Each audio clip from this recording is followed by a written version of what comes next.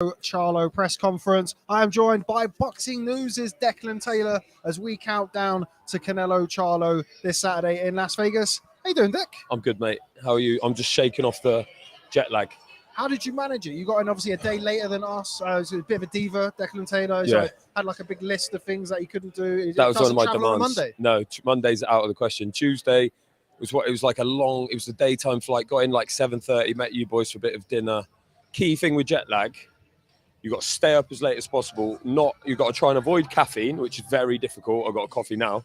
You got to get some daylight, and as my old mate Dan Lawrence says, do some exercise in the morning. Don't think you two did.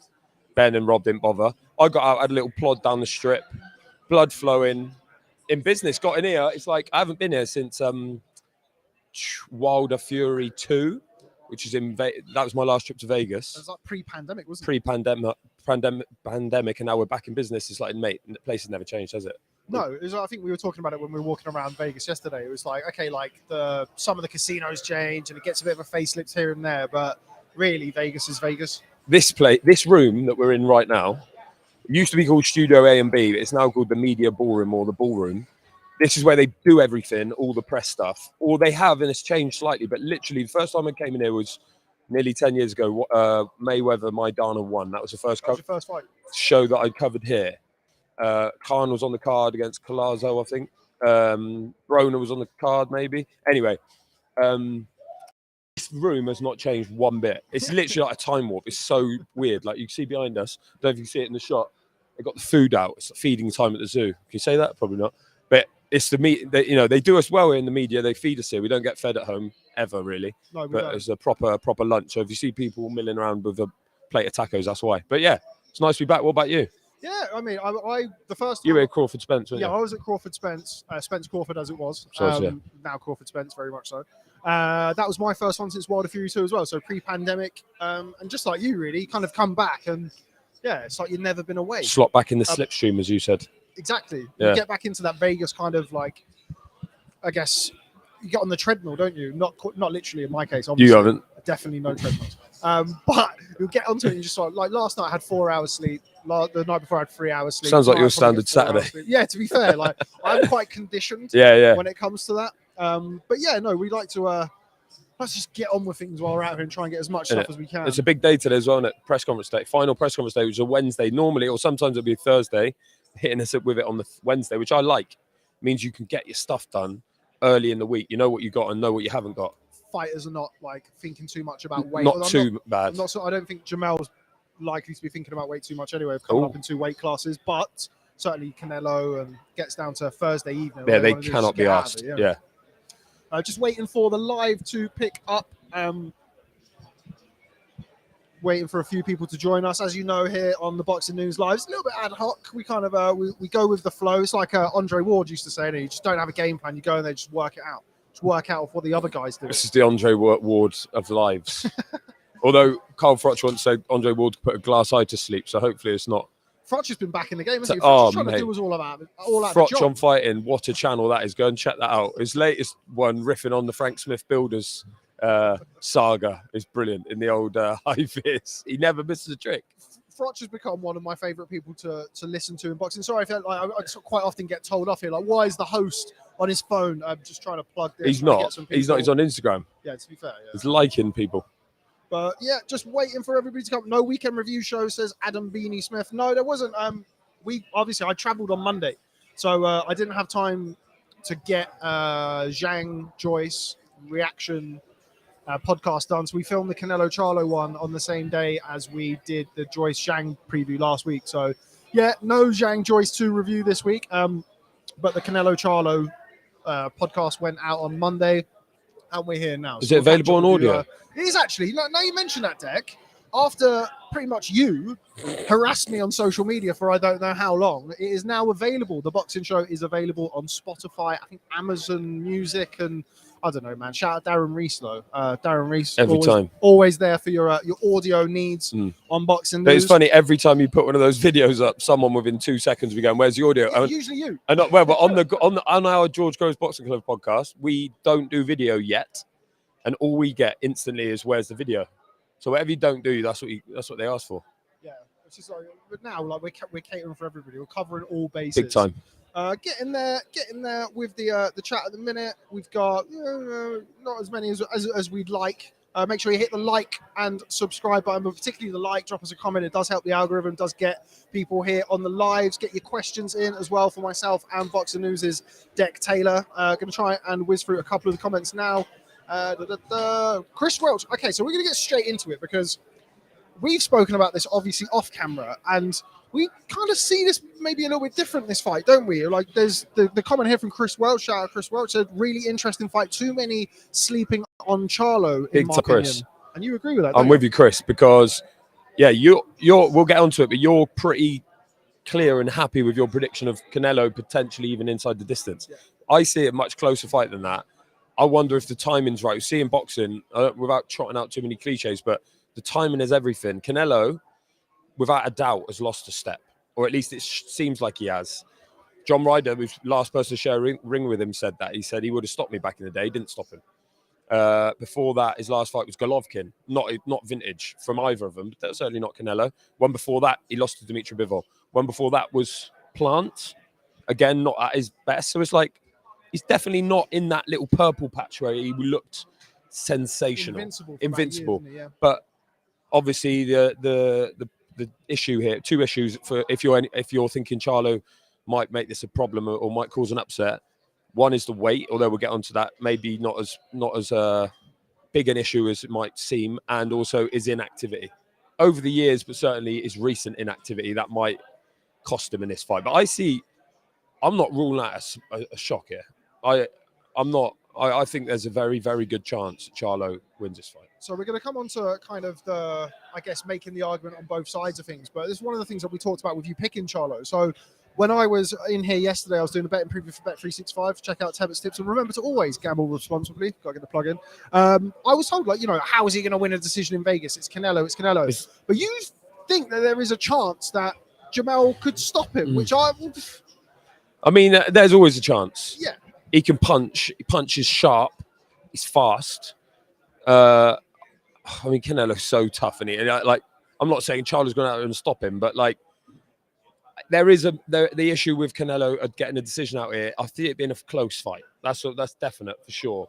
And what I can definitely envisage is a close fight in which many people thought Charlo won, and it going Canelo's way, and us having a scream up for 6 months about it, and then not getting the rematch. Stopping Canelo, it's a big ask, isn't it? It's not like he's concussive either. I've just never seen him. Golovkin didn't stop him in his pomp, and he was landing hard as well. Almost there with the plug. You never know, though, do you? No, and I think there are a lot of intangibles. I do think the fight's a good fight. I cannot look past Canelo, though. Okay, here's a question. Would you when the Mel news dropped and everyone was like, it's Mel, what? We were expecting more. Yeah. Who, at this point, given the context and the backdrop of what's going on with Jamal and what's going on with Jamel and where they are in their careers, is a better fight Mel or more? Mel. Yeah, I agree. He's boxed at the higher level for longer. People are I don't know, depending on who you speak to, certain people will say that Jamel ran through kind of a murderer's row at 54, and some people will say that he didn't box, he kind of stayed in the PBC kind of lane and what have you. Got Steve Pratt and Sean Porter, I think it's going to be pitching up next to us. Yeah, have to sort him out if he gets a bit too loud. Deck, go over there, fill him in. Porter's in the house. I think Jamel, they've both been inactive. Jamal's been inactive longer. Obviously, he's had his well-documented issues outside of the ring as well. We've seen him lately looking heavy. I think Jamel's been pretty big at the weight for a long time in his career. He's a big boy. We're going to talk about the weight. Yeah. I don't think that is a huge factor in the fight. But yeah, I think Mel is the harder opponent than Maul. But I don't really and didn't really when it was announced. I was like, oh my god, that's really surprising. Canelo's still going to win. I didn't really, had it have been Jamal, had it been Jamel, I probably would have had a similar feeling on both. Yeah, make for an entertaining fight. I think it's a more interesting fight because Mel's been vaguely more active and certainly had the better wins over the last couple of years. Mel hasn't boxed for a long time. The big question, if it had been Jamal, is where is he at? What's he like? And he obviously, when it was Mel, it was like, okay, it's actually a different set of questions we have to ask ourselves about this fight. I think we're going to be joined by the one and only big Tris. Dixon. Tris, a big favourite of the Spence Crawford lives, is going to come and grace us with his presence. We're still working on a bit of tech stuff Tris. So you're gonna have to share microphones with us. How are you, champ? How are you, Tris? I'm doing well, thanks, mate. I'm doing well. I'm hanging tough. It wasn't the best night's sleep I've ever had. 3 a.m. start. So Yeah, we've already discussed and compared notes on that. you've had that. Xanax is the key. No, as in me and you. Oh yes. Sorry, I thought I was late with No, chicken. I thought I was never chicken too late for that. Something completely irrelevant about my own sleep habits. But yeah, the first night always catches you out, and it is what it is, isn't it? We move. We move indeed, and we move into a fight of the weekend. We were just talking to Deck about it, and we kind of had a chat yesterday when I bumped into you in the MGM Grand about Canelo Charlo this weekend. How do you see the fight playing out? What's your opening gambit before we get into the nitty gritty? Well, it's really interesting, and I don't want to make a prediction today because I did that last time, and it came back to bite me in the butt when I knew I shouldn't have. I think it's really interesting, isn't it? I mean, so I was just speaking to Charlotte Daly about this from the Daily Mail. In the sense that if you pick Charlo, it's a bit like how you picked Spence last time, or I picked Spence, because you're doing it based on a hunch. You're doing it thinking that Canelo's on the slide and that the 2-weight difference isn't going to be such a massive obstacle. Like you're doing it and you speculate that Canelo is ready to be taken. You're not doing it based on, you're not looking at Charlo's back catalogue of fights and thinking, oh my God, he's beating Tony Harrison and Jason Rosario and Brian Castano, and thinking, oh my God, yeah, Canelo's next. You know, it's a massive leap, not just in 2 weights, but in class from the guys he's been fighting to fighting Canelo. And you can't look beyond that. So it's really well poised because when you look at Canelo's last few fights, obviously comfortably outpointed by Bivol, looked stale and almost uninterested against Golovkin, and probably had a far tougher fight with John Ryden than he wanted. So, you know, there is indications that he's on the slide. But then I've seen Canelo on All Access says, you know, he's heard the naysayers and he's taken it all on board and he feels great having been training in Lake Tahoe and never better and no injuries now. And he wants to answer it with his performance. And that's the only way we'll find out if he's got what he thinks he's got left in the tank. He's in the ring. Two of the big outliers here for Jermell Charlo and picking him or picking against him. Number one is the weight, and number two is the inactivity. Which one of those do you see being the bigger factor out of the two?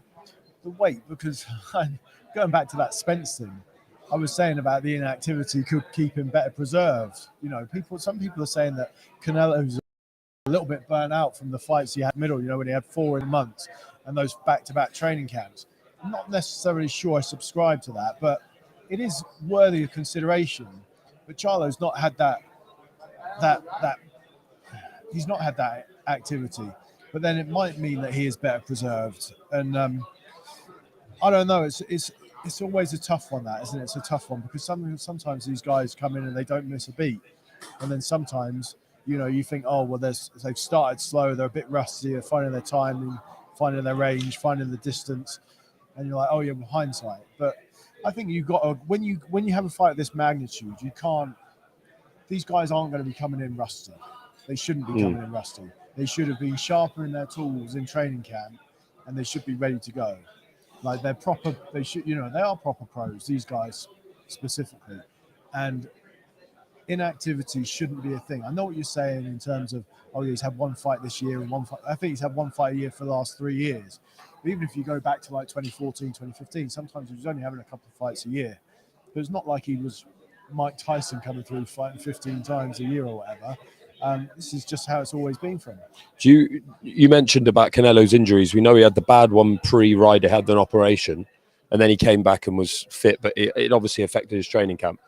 We're told he's been injury-free in his training camp. Do you believe that? Oh yeah, we've been told he's had the best training camp. Yeah, and we've seen we've seen the All Access. No way. We've seen the All Access stuff. We can see.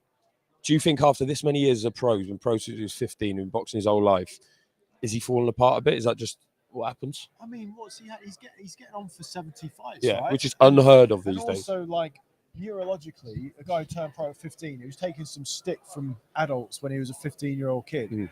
Like, that's not good in the long run. Obviously, you know, I've written Damage, so I sort of do know a little bit about this stuff.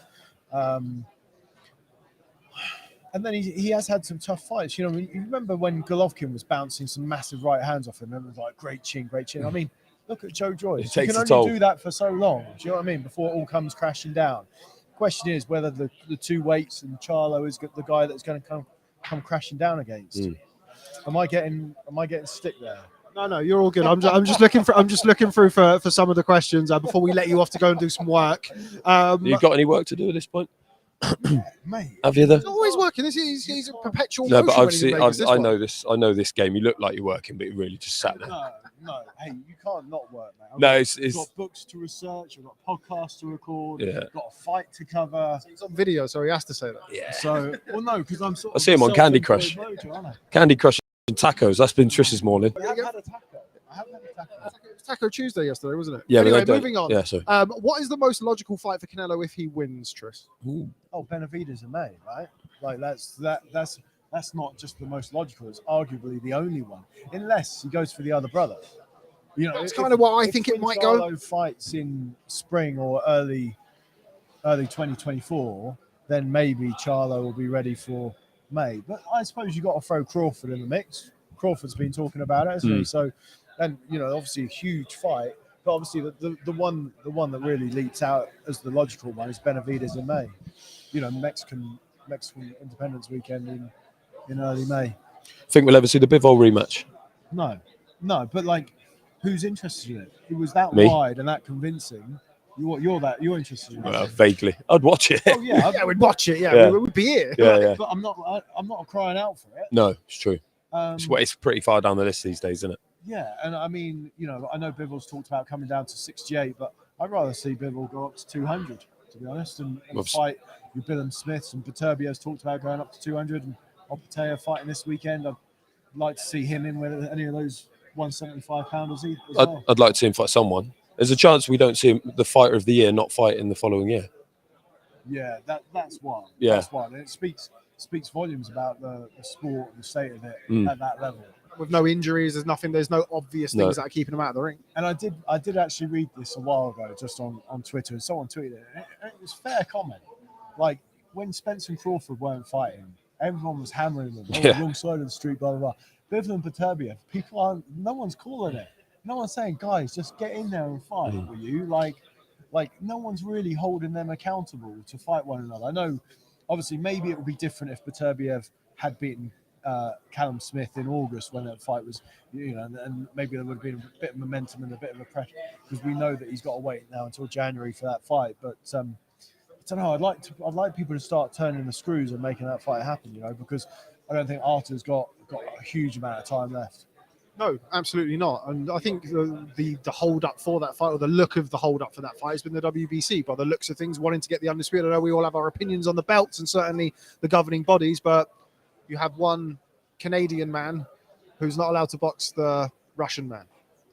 Yeah, I mean, politics. Don't you just love it, hey? Don't you just bloody love it? Yeah, I mean, what can you say? I mean, you can't. I mean, you'd like to think that it's big enough for it not to be an issue. And yeah, I mean, the thing is, well, fights like that, and you know, we said this many times, although less so now. In fact, we can talk about a little bit about belts, given what's going on this week. But you know, what the hell does Bivol Paterbiev need any belt for? We just want to see who's the best at 175.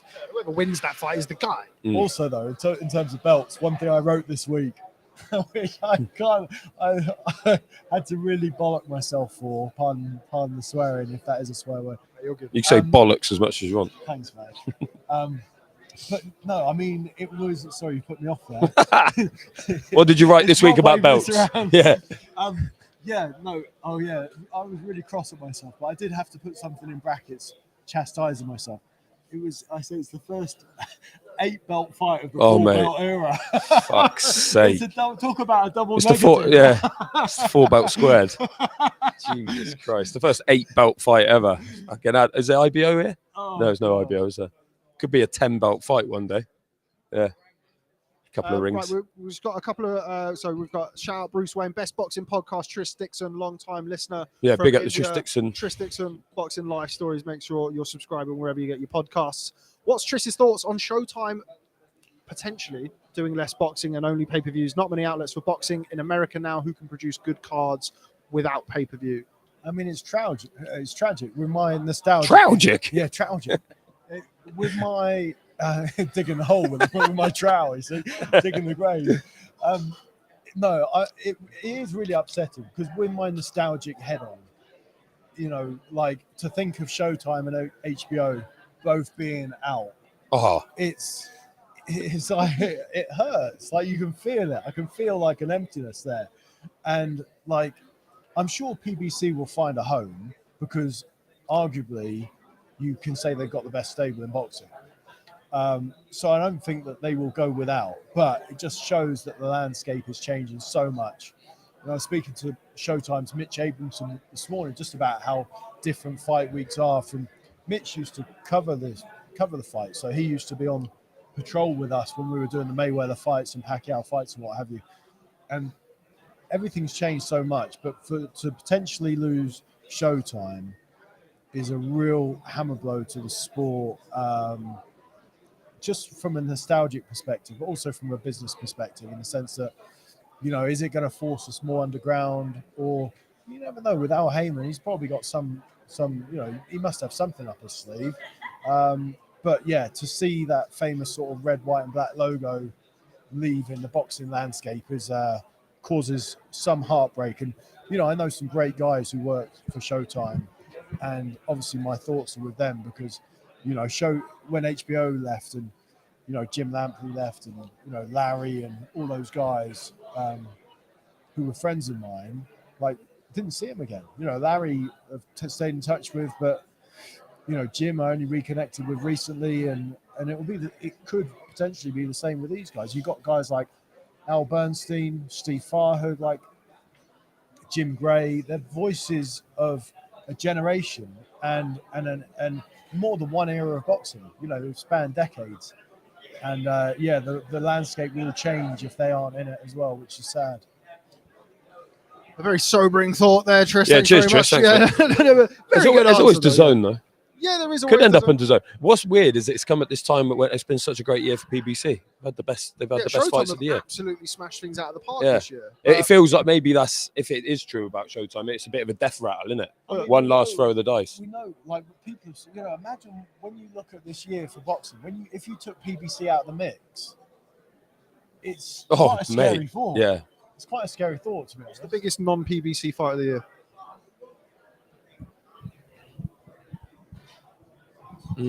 I mean, is it going to be? I mean, it's not going to be Haney Prograis either, is it? Also, it's that horrible where we go from like biggest to Fury and Garno.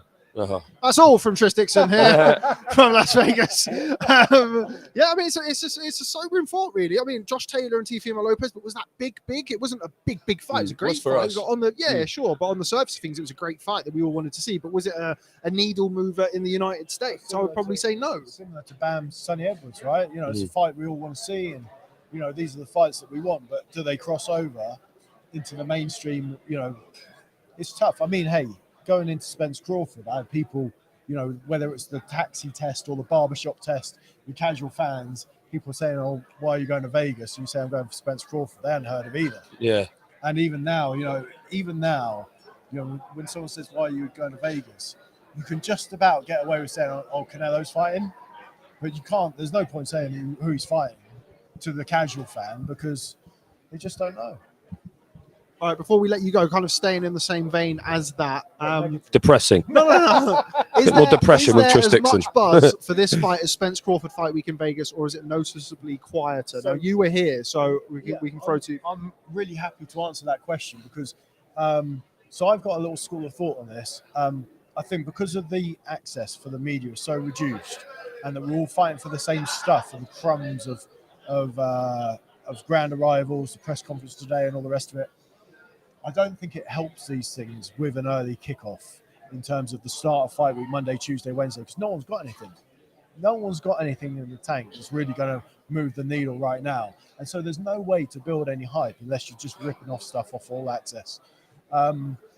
However, going back to Spence Crawford, if you remember, it was the last, 5 lines of the press conference where Crawford said, you better stay in line.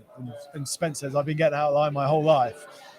And then the weigh-in was great, and then the fight delivered in the sense that Crawford was amazing. So the last 48 to 62 hours of that, it really seemed to catch fire.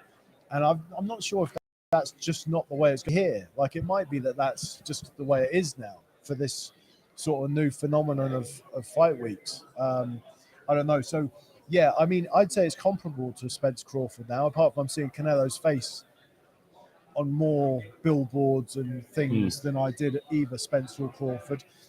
And like, there's loads more Canelo merch. There's Spence Crawford stuff. So Shout out the merch. yeah, and Not cheap. yeah, but yeah, hashtag not cheap.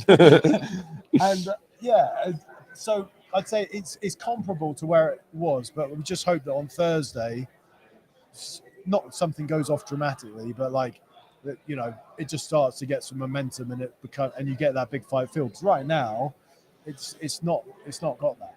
It's very much the hopefully anyway the calm before the storm and not just the calm.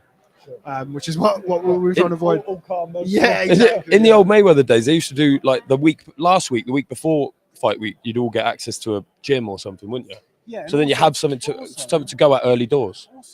Also though, and you remember like from the grand arrivals as well. Yeah, the back room. Yeah, exactly. Yeah. There was a back room and like 10 or 15 journos would get something. And for someone like Floyd was really accommodating. Like you could sometimes wind up with 45 minutes. Yeah. And even then, like we've got the press conference today and these guys are going to be whisked off the stage. Like, I remember I was flicking through my phone looking at some Vegas pictures the other day. And I was at the Floyd Mayweather-Robert Guerrero fight and the pre-fight press conference. Everyone went and got all the stuff they need from Floyd. And literally, I was left with Floyd for like the last 10 or 15 minutes. Just me and him. Everyone else was getting all the peripheral figures by this point. And it was just me and Floyd. He was just sat there answering questions. He was the best at it, wasn't he? And, and that was, 3-4 days before the fight. And, none of the guys this week are going to be doing anything like that. So it's tough, and it is like it's very difficult because we want to write great stuff, right? We want to put out great content. It's very difficult when it's so restricted. It's really difficult, and it's really frustrating because what do you make lemonade with? Crapmans and sugar. Okay, right. Well, Deck, we're not going to let Deck go. Deck's here forever. I needed to go. We're going to let you go, but before we let you go, tell our beautiful audience where to find your many bits of work this week. So I'll be writing for Pro Box TV News. Hopefully get some podcasts together for the Boxing Life Stories series, and just generally working away, trying to nick some interviews about PEDs in boxing as well, just because we all love a PED story, don't we? Bit more depression for us all.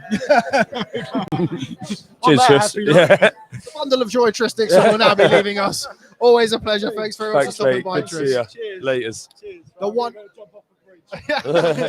one and only Tristics, and keeping it as real as it gets here on the Boxing News live stream. Remember to get those questions in. Hit the like button. Hit the subscribe button. All of that good stuff. Keep us company while we count down to Canelo Alvarez versus Charlo. Charlo starting to get a bit busier here.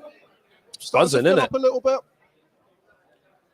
See Chris Algieri over there. I think that might be an interesting one to Is get he allowed in? Yeah, he's allowed in. He's working today. He's going to be pulled off.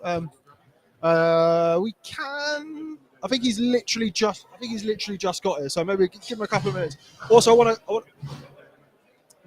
also want to kind of vamp just for a minute while I make sure that the back office stuff's done on here. UK Rob Boxing. Is this the Charlo that likes you, Rob? No, it's not. Do either of them?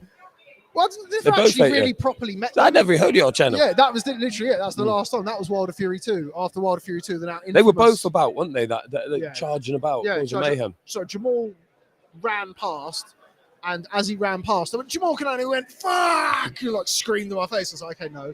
And then Jamal, I got on the escalator coming up in the MGM Grand, and he was like, I don't even know your channel, man. I was like, oh, God. Speaking of Jamal, that clip, I don't know really where, sad. I can't remember who tweeted it or what the video was, but talking about the fact they haven't spoken, man, that's sad. Yeah, you don't want to see stuff like that. Nah. Twin brothers, I mean, you quite literally can't get closer than sharing like once being part of the same cell. Yeah. Like quite literally. So yeah, it is really sad seeing stuff like that. You'd hope that they come to some sort of, conclusion and I would hope to see him here in fight week, but I don't know whether or not at this point it might provide a bit of a distraction or what. So yeah, it is fairly sad. Can try and get through some of the questions here in the live chat. We've got a few. I held a few back.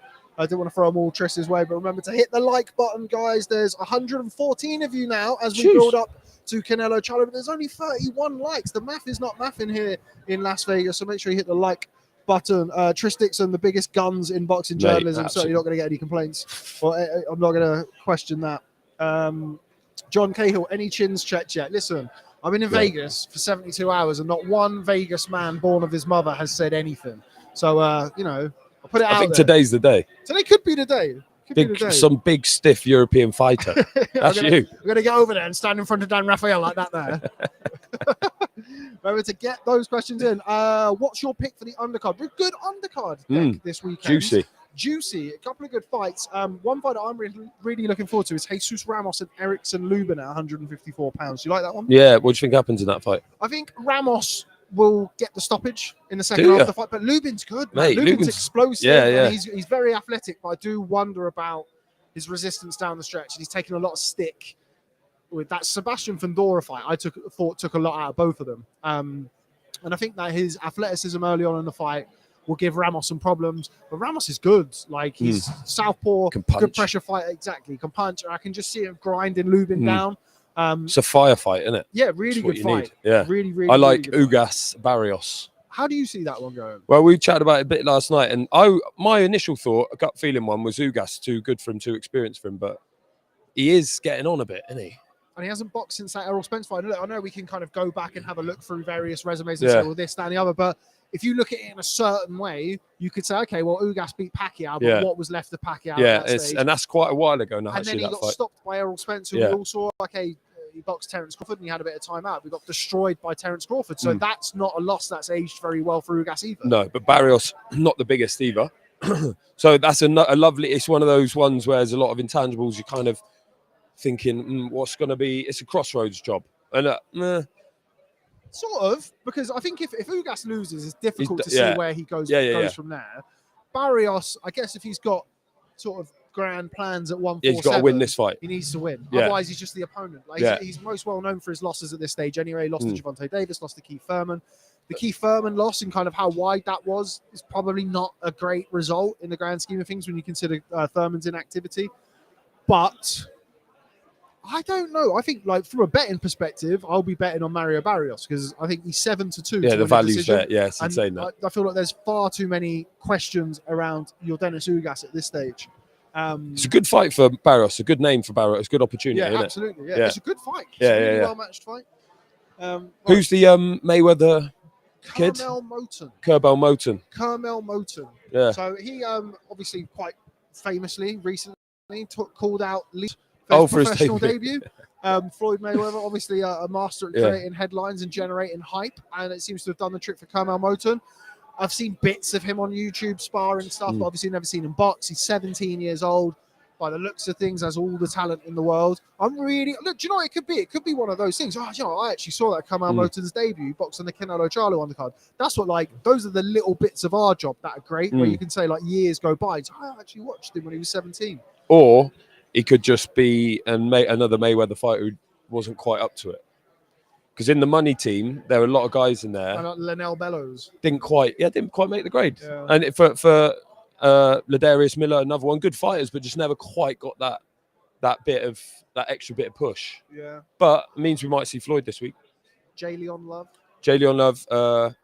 Ronald the Thrill Gavril. Gavril, Mickey Bay won a top world title. To be fair, Mickey Bay, he had a good career with Mayweather Promotions. But it's not like you're with Mayweather. That means you're going all the way because they've had to tough it out. Trying to have a look through here. Who would be the last man standing in the media room free for all right now? It's hard to pick against Triss, man. Well, but you've got a question of stamina, mate. Yeah. Hopefully he's not watching, but. He's a big lump, and we know you can't be muscle bound, but his conditioning's on point. So that's the thing. I've got plenty of fat, but that fat will see me into the last rounds. I think absorb the punishment. He would, like Homer Simpson. But Triss would everyone would go. Actually, maybe they wouldn't. I'm thinking his tank would be low because everyone would be having a pop at him. I'm trying to look around. I must say, Rob, I don't know if you'd agree. Media-wise, it's not the busiest I've seen this place. It's not the busiest. It's been heaving before. We're That being said, it's probably easy work for Tris. Hour away. Yeah. We're less than an hour away from the start of the press conference. Yeah, Tris could clear this place up in 10 minutes. Yeah. I reckon. It's a bit nice though, isn't he? Has he got it in his? I don't know. Yeah, it's about the mentality. We need someone like. And he wrote damage, didn't he? So he's going to be he's probably second guessing himself. Only work into the body. So that's not going to get you any. Lance Pugmire over there. Lance Pugmire, he can get it too. Matt Coppinger. I don't know how. You are getting it. You are getting it. Lance Pugmire, he can get it in between rounds. Right, okay, so let's get off that. Okay. Yeah, sorry. Let's try and could get have been through. here all day. Yeah, we really could have. And we will be here live on Boxing News. All right, let's go through and get some of the questions in. Remember to please bang those questions in. Oh, that was from Sherry, that question about Spence Crawford, who was the official mascot of Spence Crawford Fight Week. Sherry Abbasi. Sherry Abbasi. Would Charlo win give him more respect and credit? I feel he still don't get recognition for being an undisputed champion. Well, I think obviously he would get 100%. more, but do you think he's underappreciated as an undisputed champion? 100% underappreciated, talent-wise, profile-wise. I remember, I think it was on the first All Access where he's like, I'm a twin. So from the start, it was easy to market. It was marketable. I think it's been the opposite. Certainly after the first little rise of them. If you're a twin, it's kind of just the Charlos, isn't it? And then you're one of the two. And we're seeing now that they're obviously separated. They've gone their separate ways. I think that hasn't helped either of them because unless you're a hardcore boxing associated together. Yeah, you don't really appreciate what he's done. He came back from the defeat and then he's done this and that. I remember speaking to Nate Campbell. Remember Nate Campbell, former lightweight champion? But I spoke to him. We had breakfast together at Daniel Dubois against Trevor Bryan fight week. And he said, he says a lot of stuff. He's a great talker, but he said that he thought this division, 54, was the most underappreciated and underrated division in sport. It's number one best one, and therefore Charlo and also Charlo is the most underappreciated fighter in the sport. You got to make a case for it. He's right up there in terms of being underappreciated. See, for me, I think 54 has kind of had it's had a very strong last 10 years or so. But I think probably one of the reasons why Charlo maybe doesn't have that acclaim is it's not really had the names that it had at one point. And especially because welter was the place and then middleweight was the place. Yeah. It was in between, so people were going up or down. And people who were moving up from welterweight weren't really boxing 54-pounders. No. They were boxing welterweights who were also moving up with them. Yeah. But you think about going back a few years ago, you had Canelo down there, you had Miguel Cotto down there. Who else was down there? At 54? 54, a few years back. Liam Smith. Canelo said him. But anyway. So he hasn't really had those big kind of crossover names. And this is the first obviously some big fights before. He's boxed twice for the undisputed title against Castano. But this is the first big monster pay-per-view event. And he's late in his career, really. He's late in his career and he's won all the belts. And this is the first opportunity. That's what I mean. And you know what I'm saying about picking Charlo is probably pushing it a little bit. But that idea of it all for him, it all leads up to this moment, this fight. Whereas Canelo is kind of another day at the office. Yeah, that's what he said yesterday. I remember Anthony Lever from Matchroom. Shout out Anthony Lever. He said, I think it was before the Bivol fight, where Canelo was in the gym on the bike. And he said when he trained in San Diego. So you look around, you got all the posters of all of his big fights. And I think it was DAZN's first pay-per-view or something, or they were doing a pay-per-view. It might not have been the Bivol fight. But they'd said something to Canelo. And Canelo said, first pay-per-view. And to say, yeah, first pay-per-view. He went, this is my 13th. He's been here and done really this. Has, yeah. And you know what we talk about? Like, there's the buzz is not quite the buzz of old, and the media. He'll be aware of that. Like, he'll be looking at this fight, and he won't be like. Obviously, it means a lot to him, and he's a professional, and this is what he does, and this is what his livelihood is. But I have no doubt that there's percentages when he's like, oh my God, I'm scared of this guy, or like there's a fear factor. I have to do it. And this one might just be off key a little bit. He's been here and done it. That might mean he's more experienced and can handle the situation better. But Charlo, this is everything to him. You only have to speak. He's been after Canelo from back in the day, and he's finally got and the chip on the shoulder that he's got. They both have. They've always had it. They trade on that chip. It's like this is his chance to put all that frustration into one fight. Have you been surprised that we've not seen Jamel be a little bit more vocal in the build-up? Little bit. But I always thought that Jamal was the more vocal, outspoken, obnoxious one. Might be wrong there, but that was always my perception. And Jamel's just always been slightly more low-key. He's obviously been in the less glamorous division as well over the years. Yeah, I thought he might have had a bit more to say. The All Accesses were great. I thought some of the, like, obviously we all love them. And I think he came across really well. The little insights into his camp. But yeah, underappreciated, yeah. But what do you think though, Rob?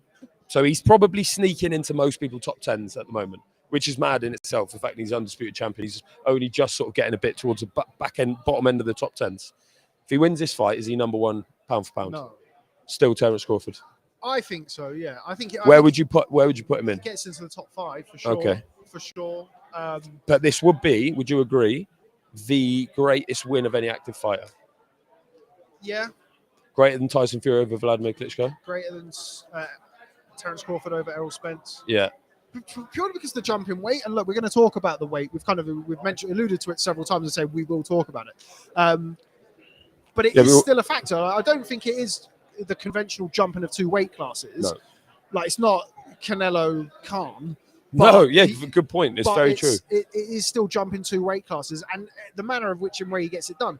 If he's able to knock out Canelo Alvarez, we spoke about this, didn't we? If he pings Canelo Alvarez with a right hand and knocks him cold, that is, I mean, that's a biggest star in the sport overnight. Yeah, for sure. Yeah, and that's an era-defining performance. Yeah, that's something that you just like. If he, however he gets the win, it's a massive win. There's no skirting around that. But if he knocks Canelo out, becomes the first man to stop him, then that would be something that really would be quite earth-shattering occurrence. That's what we're here for. And you made a great point yesterday because I said it.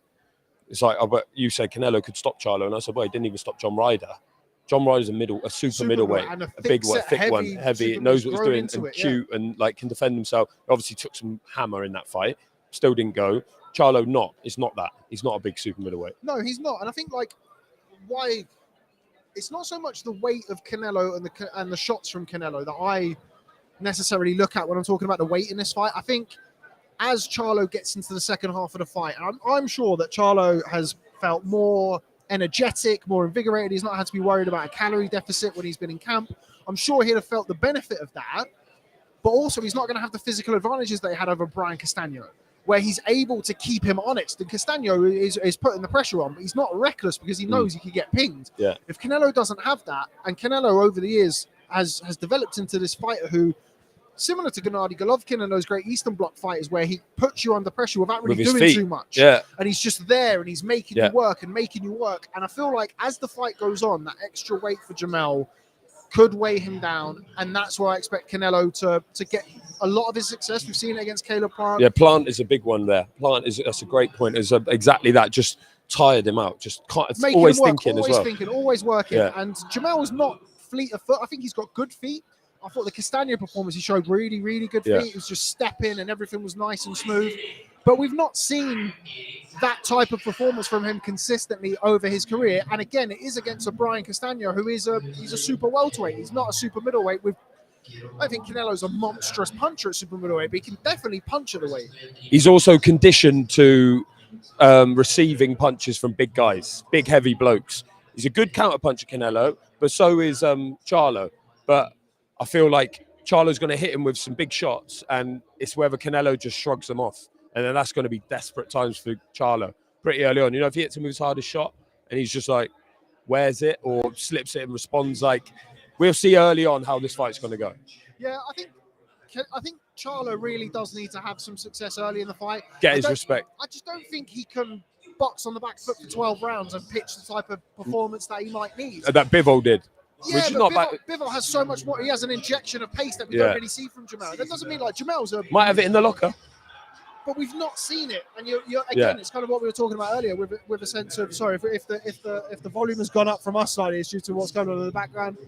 Who's next what is that? He's a good listen, good value. That's the one and only Declan Taylor. Shout out Declan Taylor, Boxing News. But yeah, Jamel's a massive puncher at 54, and he has progressed over the years into a low volume, high percentage knockout artist.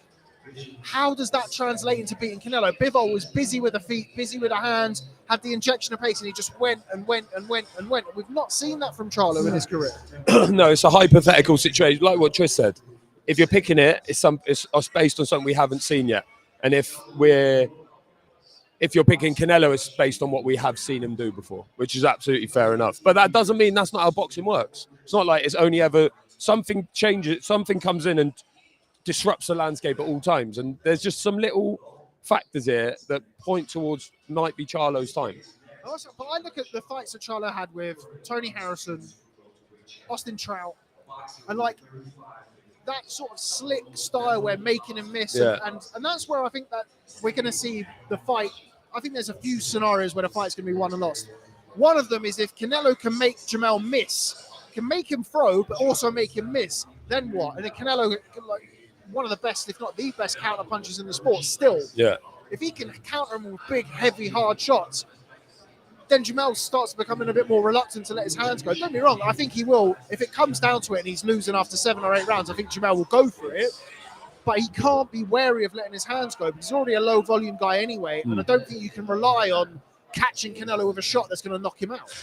Yeah, and I think Charlo will probably be ahead in this fight as well, by the way. Much like Billy Joe Saunders did well early doors. I think that's what's going to happen here. And we might be like, whoa, Charlo's doing well. And then sort of out of nowhere something comes or Canelo sort of senses what's happening and turns it on a bit or takes an opportunity. So it could be, I think Charlo's will have to make a fast start, but it doesn't mean he's going to make a fast end as well. Just going to try and whiz through some of the questions here around as well for some potential guests to join us before we go in. You go get Al Dawson. Recruit Al Dawson. We've got the one and only Dan Canobio as well over there from John Boy Boxing, CompuBox, all of that good stuff. Not sure if covered, but will Charlo's speed carry upwards? I think, do you know what I'm interested to see? How much Charlo weighs in at? Because he was eating some food in that All Access. Yeah. See the plates? Yeah. I mean, it's light work for me. Yeah. It's good for him. But I mean, you saw Derek James say that he's not, we might see Jamel come in at 163, 164. Don't think that'd be the worst idea in the world if he's going to keep that speed. As Rhesus Sardonicus. Big up Rhesus Sardonicus. I can't, it's not enough sleep. Regis Precarious has put to there. Yeah, I think keeping his speed is very, very important in the fight. I don't think he can allow himself to be sluggish, but again, it's performing in the ring under the lights, 10-ounce gloves with the extra weight, and I just feel like that will ultimately, on the back of the inactivity as well, that would be where I think the fight is won and lost on Saturday night. Okay, going to try and get through these. I reckon Canelo struggles a bit on this. Yeah. I don't think it's going to be a vintage Canelo. He could win, but not like it's been like the Ryder fight. Didn't look great. It was like the atmosphere after that fight in Guadalajara was almost like he lost. It wasn't joy or anything like that. Didn't get the stoppage. No. But I think, I think John Ryder certainly deserves a lot of credit for his performance in that fight. And look, it was a Canelo the Canelo as well, who I'm not sure how sure he was fit to a point, but I know that having spoke to him in November, my mate Canelo, just give me a call, definitely didn't. He'd said, we were looking back to because remember there was like, who's going to box in May? Who's going to do the big Cinco de Mayo weekend because Canelo's not going to be fit? And then all of a sudden he's like, nah, I'm fit. So did he rush back for that? Obviously he wanted to box in Guadalajara. Guadalajara. There's Al Dawson moping about in the back, mooching around. He's taking the fucking tacos. We didn't even get any. Oh, what? They're going to be bringing more food back in. No, we're done. We're done out here. Here's a seat. The one and only Al Dawson. How are you, Neil, mate? Yeah, good. Yeah, not bad. To the Boxing News Live. How are you, mate? Yeah, good. Always good to. Oh, thanks, mate. I'm going to do the whole get your of hands this. off. We haven't got the mic splitter, so we're two-handed. So it's like you've been interviewed this time. How are you, Al? Yeah, good. It's looking, by the way, Mr. Vegas. More Vegas every time I see you. Come back next time. Fedora. Like an Elvis suit. Open shirt and a gold chain. Yeah, good. The weather's a lot better now since you were last year at Spence Crawford. That was probably quite roasting. And I feel like Vegas has had so many of these events this year. We talked about that last time, and this is another big one.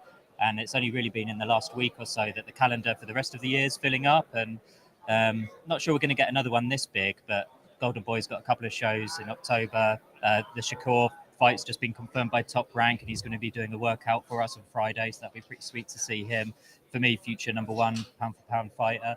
And then Matchroom's going to close out the year, with Sonny Edwards and Bam Rodriguez. And who did they announce for the week before? Yeah, Haney Prograis. It's an awesome show. I really can't wait for that. So, yeah, the American boxing side's looking pretty good for the rest of the year. And but this is probably the final big pay-per-view of the year. And coming in and just seeing the ballroom, I haven't seen it like this for all year probably. I like the way they've set it up, and it's just. Activity everywhere. Broadcast crew, Radio Row here with you guys, writers up at the front.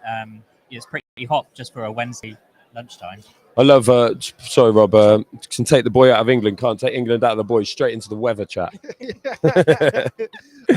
Being Mr. Vegas now and covering shows out here, what's the buzz like for this compared to other shows? It's always a big talking point. I think like a measure of a good fight is when people are talking about, does it have enough buzz? And it was always around Spence Crawford. It's been around there this week. Where would you put this among your Benavidez Plant and other fights you've been at this year?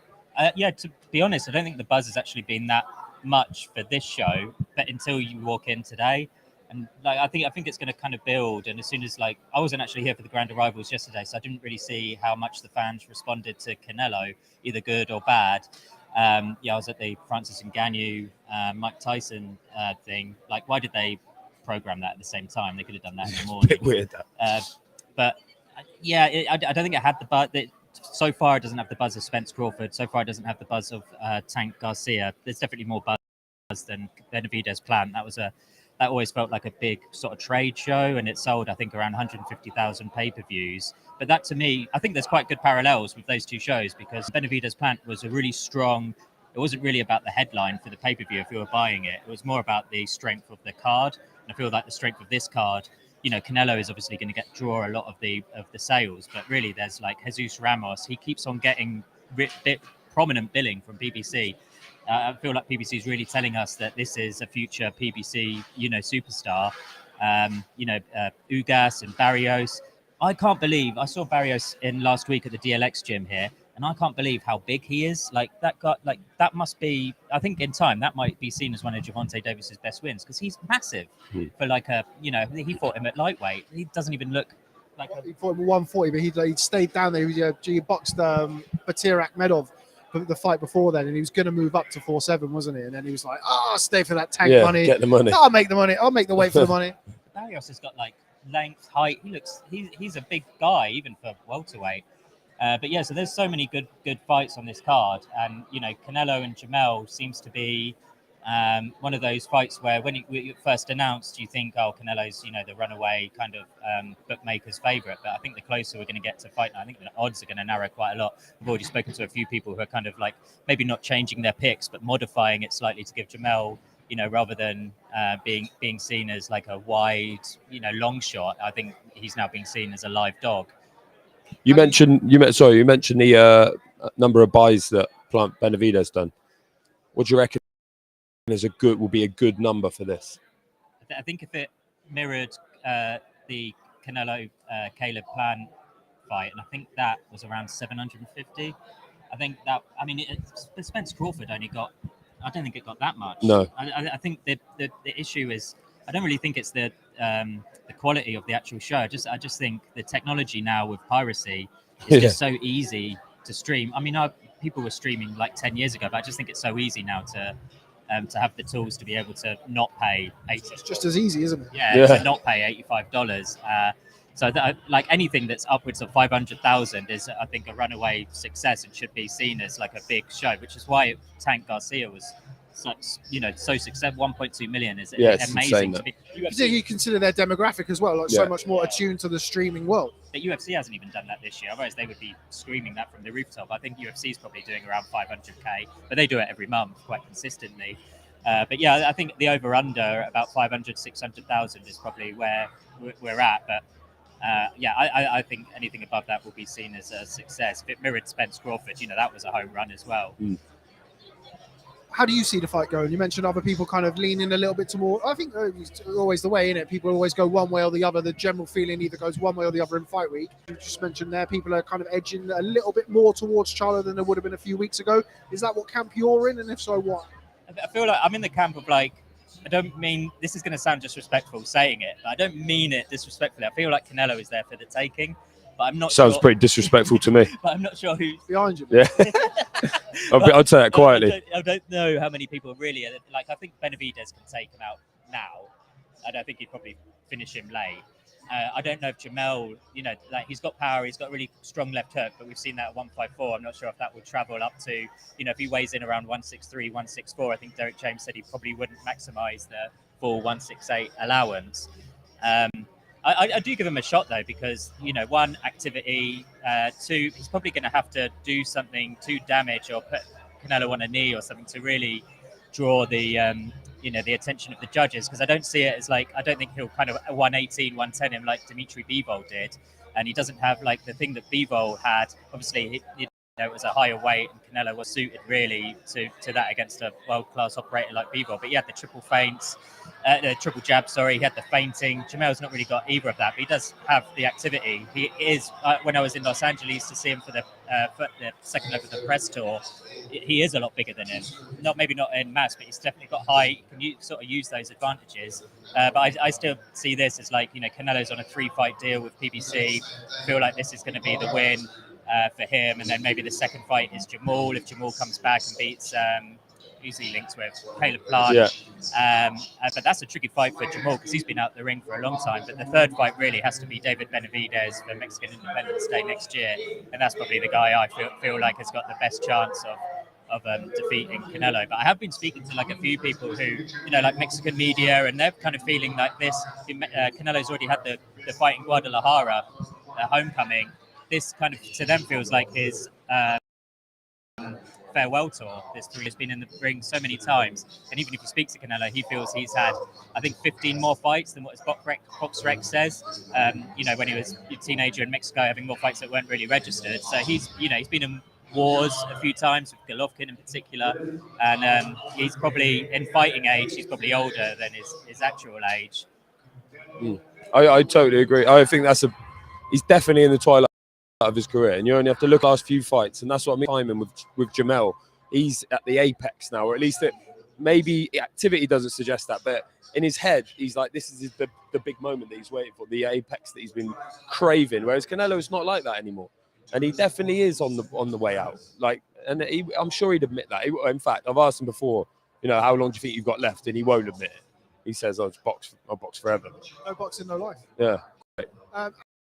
Alan, before we let you go and do some Las Vegas, you are, of course, our man on the ground here in Sin City. Got a great relationship with PBC. Of course, the big news this week that we're kind of still waiting an official announcement on or official response has been the future of Showtime Boxing. What can you tell us? I mean, there's nothing official. And the thing is, I don't think anyone's really reported it at length. It's mainly come from one person on social media. And I feel like people are probably calling that individual and saying that's a source. The only thing I can really say is that the only promoter that's got a commission hold on a date in 2024 is Top Rank. It's quite rare at the moment for a promoter to get a hold on a date in 2024. Like I said earlier, there's promoters, whether it's Golden Boy, Top Rank, PBC, they are filling up dates throughout the end of the year. PBC's obviously fine; they're going to still keep on going. But yeah, it's I don't think it's good for any broad like. HBO Boxing already left. Top Rank deal with ESPN expires, I think, in 2025. I've heard in the UK, Sky Sports aren't too happy with Boxer. If Showtime, Allegedly. If shout out the lawyers, bro. If Showtime's going to duck out, I think that's a bad thing for the sport. I feel like they're a very premium product. They promote well, and I think it would be. Even though we've had a banner year for boxing, and no matter who you speak to, in the industry, there's quite a lot of people in America who feel like this is one of the best years that's been for a long time. And that would be a very bad way to end it, especially as I don't think, it's just one good broadcaster who are dipping out. And, who do you replace them with? Where does PBC go? They've got so many fighters. If the rumors are true, I don't think they're just going to stay on as a pay-per-view broadcast. No, it makes no sense, does it? How can you build pay-per-view fighters if no one can see them anyway? It just doesn't make any sense. Yeah, so like the pay-per-view is something you would lure in another broadcaster with. We've got, PBC's in a healthy place because they've got Canelo, Javante, Deontay Wilder, Jamel, Jamal. They've got so many, David Benavidez, Jesus Ramos, who's on this show. They've got so many fighters either right now who are stars or stars coming up. But yeah, where do they go if Showtime is going to dip out of boxing? It wouldn't be, it'd be a bit of a bittersweet ending to what has otherwise been a really good year in American boxing. Absolutely. Right, Al, before we let you go, prediction time. How does it end this Saturday, Canelo Charlo? I'll say today I'm going to go Canelo by decision, but if we speak again on Friday or Saturday, I'm probably going to be one of those people that's changing. Never my mind. change. Yeah. Never change. Whoever you pick at the start, you should stick with. Canelo decision. I feel like the person to defeat Canelo is going to be Benavidez, rather than Jamel this week. Hoping that we see Benavidez this week. I want to see a Let's Go champ from him. I want to see him Shannon Briggs the thing, man. Like he's turning up. Surely he will be. Wherever you go, I go, Canelo. Pour some water on his head. Yeah, we look forward to seeing that. Right, Al, always a pleasure. Thanks very much for stopping by. Cheers, mate. Good to see you, mate. We'll catch up with you soon. That is Al. I live in Vegas, Dawson. Al Heyman Dawson. Al Heyman Dawson. Going to try and run through a few questions here. Are you... Sorry? Press is coming, isn't it? Okay, yeah, so we've got like maybe 15 minutes, 10, 15 minutes. Maybe worth grabbing a final guest. I saw Oleksandr Gvozdyk knocking about, actually. He's quite an interesting guy to get on. But he may have to wait until afterwards. He's just sat down, literally just there at the minute. Should you grab the nail? Who? Grab the nail, Oleksandr Yeah, Gvozdyk? grab the nail, I'm going man. to go and grab the nail, mate. And record it when you come back. Record it. Boxed Ricard Bolotniks out in Guadalajara, the last time we saw him. It was a good win, that, wasn't it? Oh, it's looking promising. Ben's asking the question. Here he comes. Gvozdyk, well, we've done a few bits with Gvozdyk over the time. How are you, champ? How are you? Nice to see you again. How are you, mate? How Good are to see you. Have a seat. Take a seat with us. We're joined by former WBC Ring Magazine and lineal light heavyweight champion, the Nail, Oleksandr Gvozdyk. Oleksandr, always a pleasure to see you. I think in the last year I've seen you in Acapulco, then we've seen you in Guadalajara, and now we're seeing you in Las Vegas. How are you? Feel awesome. Ready to show the great fight Saturday. Good shape.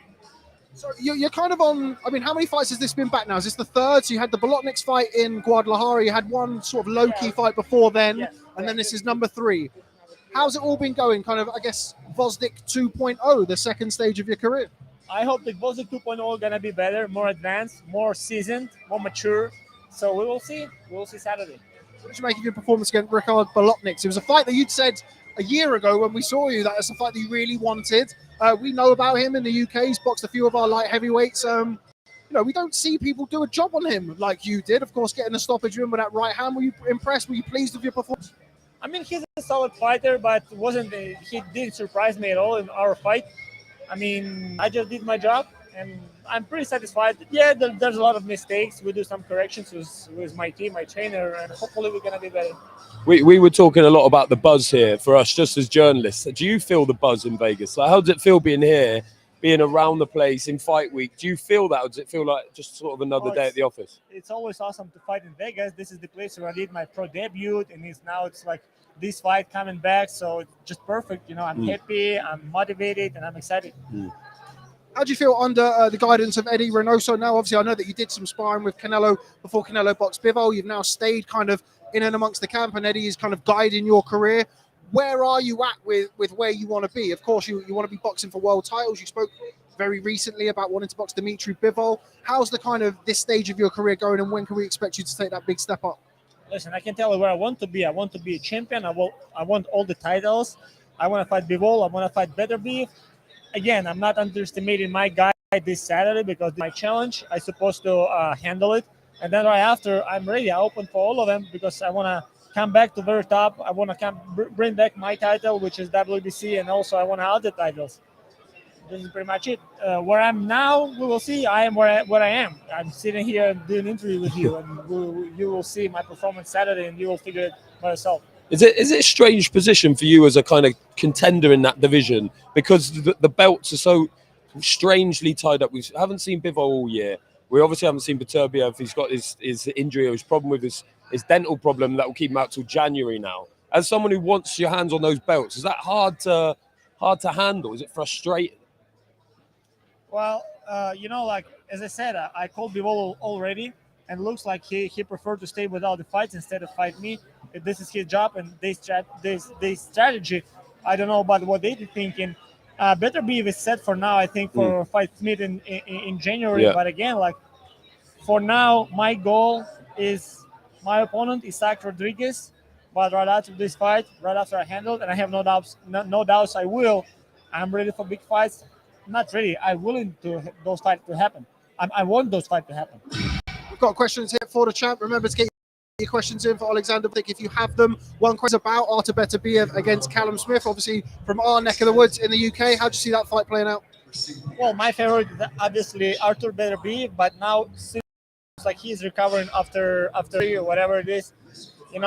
Plus this guy not getting any younger. He is gonna be 39 this January, but still, I think this guy is too strong, too big, hits too hard, which is gonna be a problem for Smith. But at the same time, I'm not really. I have to give, I'm not think it's a mismatch or something. I think it's really tough opponent. It's a big challenge for Beterbiev because Smith is a very solid fighter. One of the things I wanted to talk to you about is there seems to be this narrative about Canelo that he's maybe not the same fighter that he once was. I remember speaking to you about the preparation for the Bivol fight for Canelo, and you felt that Canelo would win that fight, and you were impressed with his preparation.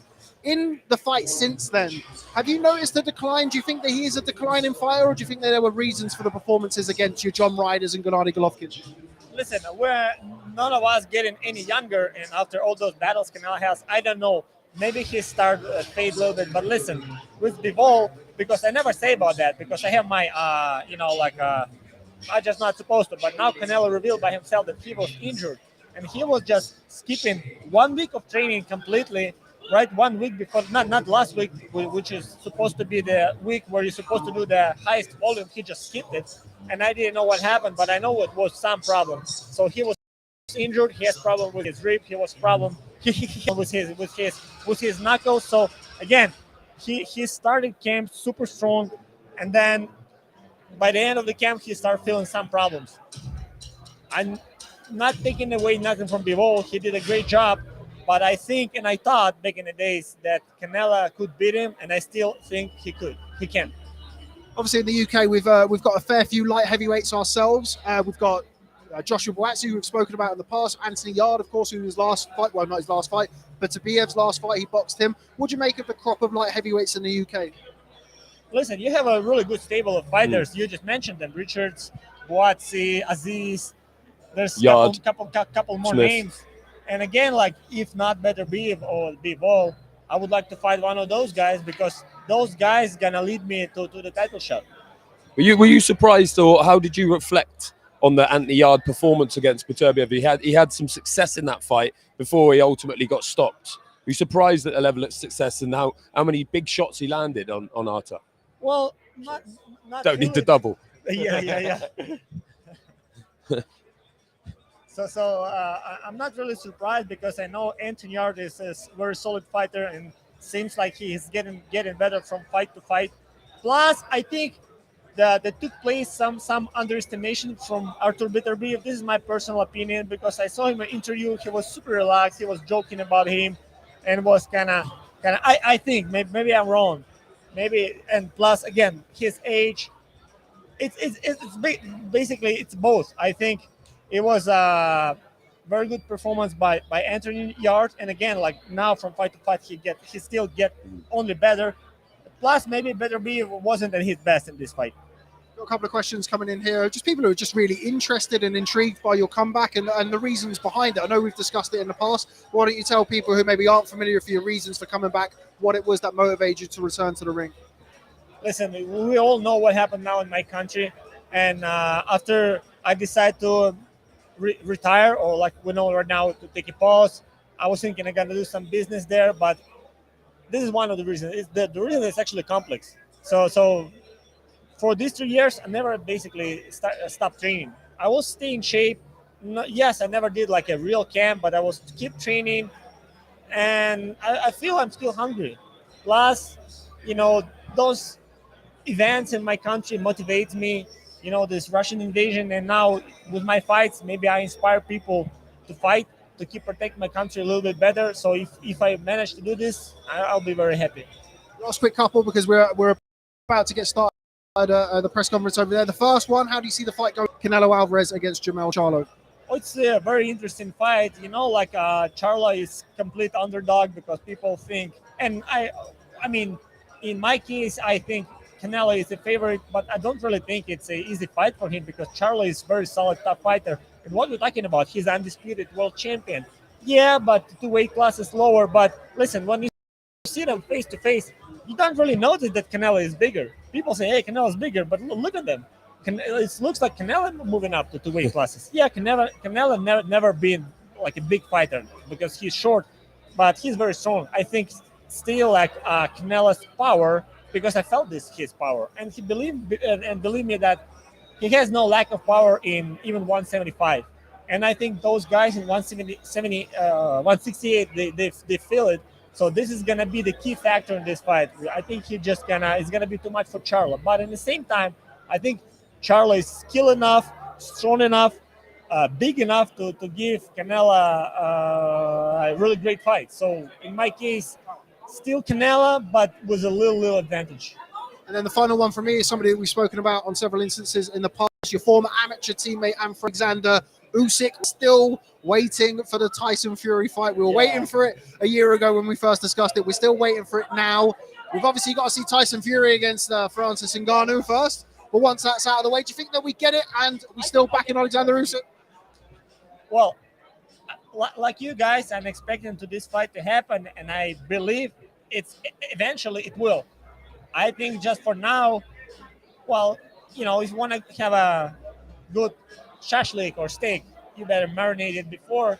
I think that's what happened right now. Okay, Oleksandr Gvozdyk, always a pleasure catching up with you. Great to see you. Wish you all the best ahead of your return on Saturday, and hopefully see you in a big fight, maybe in the UK sometime soon. Come over. Here he is, the nail, the man himself. Thanks very much for joining us on Boxing News. Nice we'll one. catch up Thank with you. you soon. Thanks. You can go now, champ. This way. You go. Yeah. It's always the awkward bit when you try and get him off. And I was going to say, someone's going to get one of them this week. Yeah. Someone's going to get the old left hanging. So there he is, Oleksandr Gvozdyk. Always good to hear from him. I think he always speaks really well. We're starting to get that little bit of buzz now. We're starting to get there. Press is coming. How long have we got? I reckon we could probably squeeze another 5-6 minutes in. Just trying to have a look around and scour the place if we can get another guest. Remember to hit the like button and don't forget to get your questions in.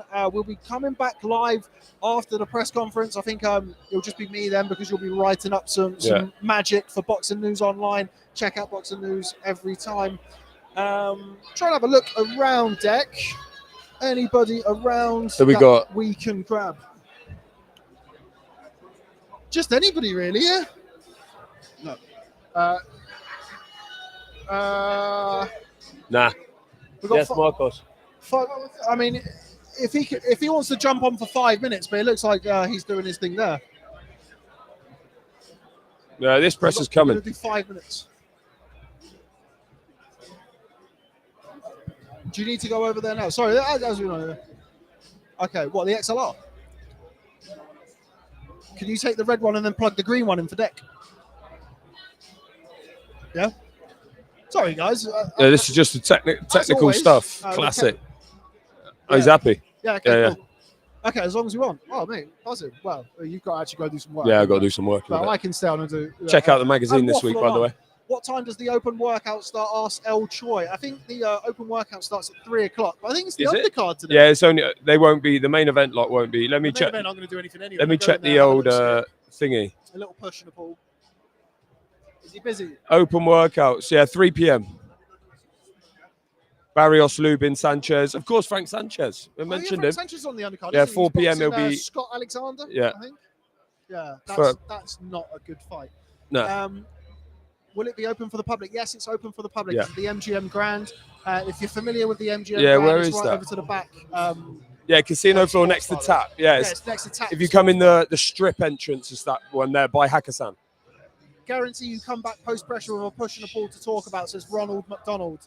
Shout out Ronald McDonald. Big fan of your work. But yeah, it'd be good. That's kind of what I think it needs a little bit, and that's what I was maybe expecting. I think there could be a few fireworks. You reckon at the press? Not, I mean, fireworks probably pushing it, but I think Charlo's going to have a lot to say. I don't think he will.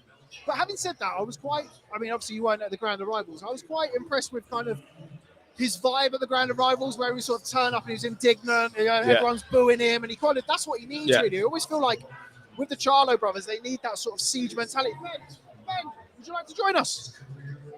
For 5 minutes with Ben Damon, who is the most influential man in all of Australian boxing. We've brought him over here. How are you, Ben? Yeah, very well. How are you guys? Yeah, very well. Hanging in there. Thanks for joining us here on the live stream. We're a matter of I think 10 minutes or so away from the start of the press conference. First and foremost, get the exciting question. How long did it take for you to get here? Well, it takes you 14 hours to get to LA and then a little bit further. But if you live in it, you get used to it. You go anywhere, it's going to take you. You got to. Which way do you go around the globe? Either the way, back it's way. a long way. Yeah. You come here and you have to drink as many beers as you can the first night. Yeah. Try knock and sleep. yourself out, Yeah. And then stay up as late as you can and then get up as early as you can. So yeah, it's rough, but we're here and why not? Yeah, I think we all make our sacrifices. It's not a bad place to end up in. That's all right. But yes, talk to me about the fight. Canelo Alvarez against Jermell Charlo. Of course, Jermell Charlo is somebody that in your part of the world, you've had an eye on for a little bit of time with Tim Tszyu, but he's now landed the big fight with Canelo Alvarez. Well, we've not just had an eye on him, we've been developing him into the bad guy of world boxing, really, against Tim Tszyu, because we were trying to make that into a mega fight, and really it had all the makings of it, because they'd started to talk to each other. You had this young gun on the rise in Tim Tszyu, sort of trying to fight his way out of his father's shadow, this established champion who talks a lot. Is very, very confident in Jermell Charlo, but it just couldn't happen. So we thought it was there. We were meant to come over one time. The injury happened. Then obviously this happened. And you can sort of understand why he's done this, because he's getting a lot more money. Sean Porter just said to me, essentially, that he would have lost them both. So he thinks he made the right call in losing one where you're going to make a lot of money. I'm not sure if that's the case, but certainly you can understand why he has made that call. And what it's set up is a fascinating fight. Everyone knows everything about Canelo Alvarez, but Jermell Charlo is someone who's sort of just been existing in a couple of divisions, most notably at super welterweight, and has made his way into becoming an undisputed champion. And now we just have to wait and see how he lines up against an established global star like Canelo.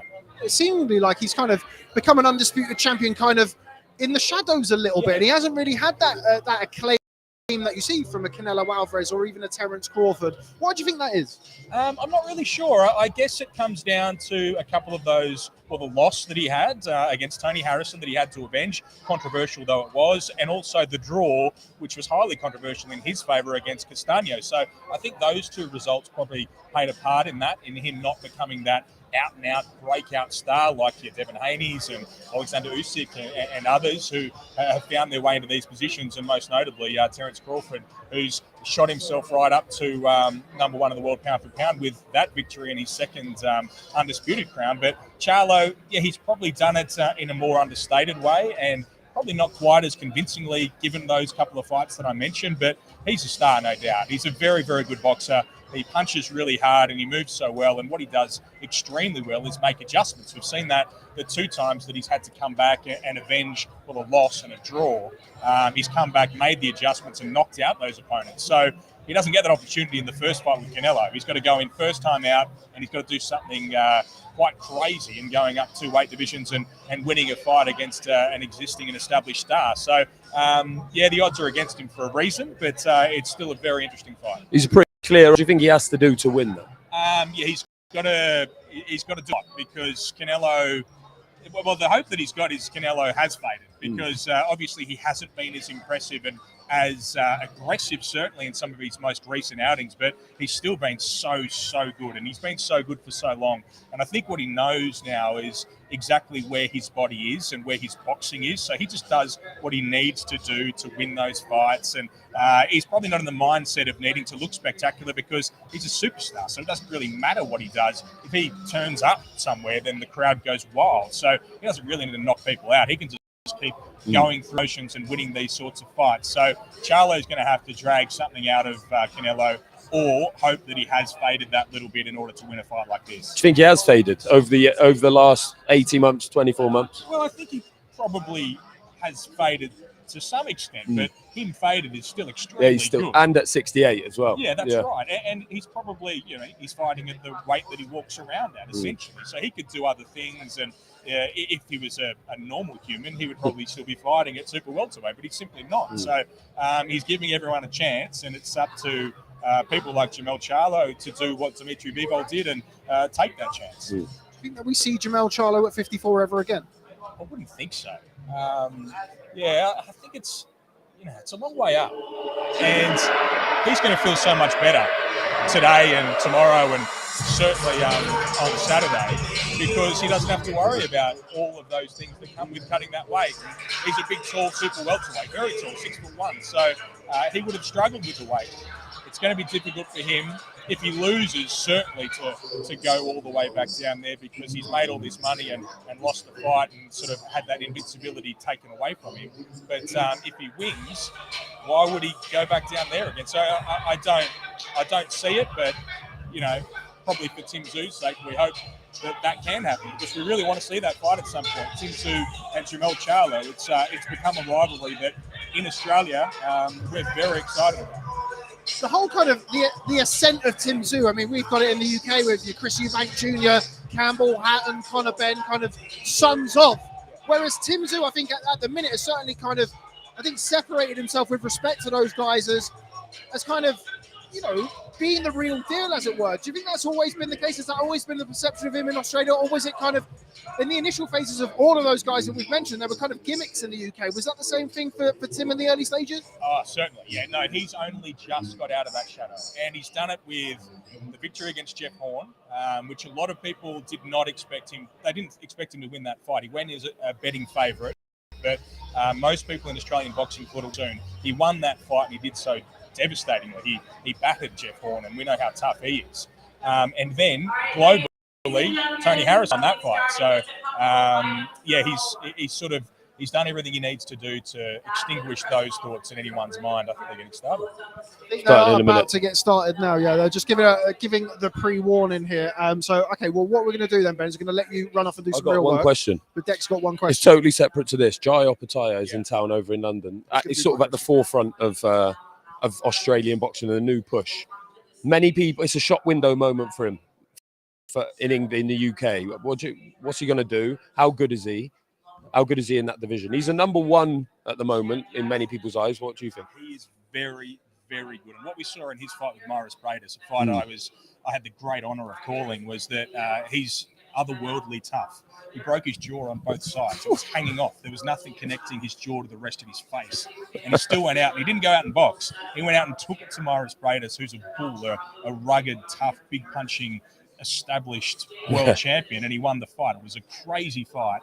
And I just saw some vision this morning that I got sent of Opataya and Thompson with the first face-off that they did at the public workouts. And Jai has never looked that intense before. He's an intense dude. I've never seen that look in his eyes. I've never seen him this fired up, even for the Bradis fight, and he was proper fired up for that. So, I think he's got a job to do, and I'm very confident that he's going to do it. Okay, there you have it. Ben Damon, the man on the ground for Australian boxing. Thanks very much for stopping by here on Boxing News, and we will catch up with you later on in the week, Ben. See you later on. Cheers. Thanks very much. Nice one, Ben. Cheers, mate. Okay, so we are almost there. We are counting down the last couple of minutes or so of the live stream. I think I might stay here, to be honest. I don't think I've got that much to do. Deck and Ben are going to be going there doing all the work, and I feel I'm just going to sit here, mate. Oh, yeah. Can't even see it. Can't see fuck all.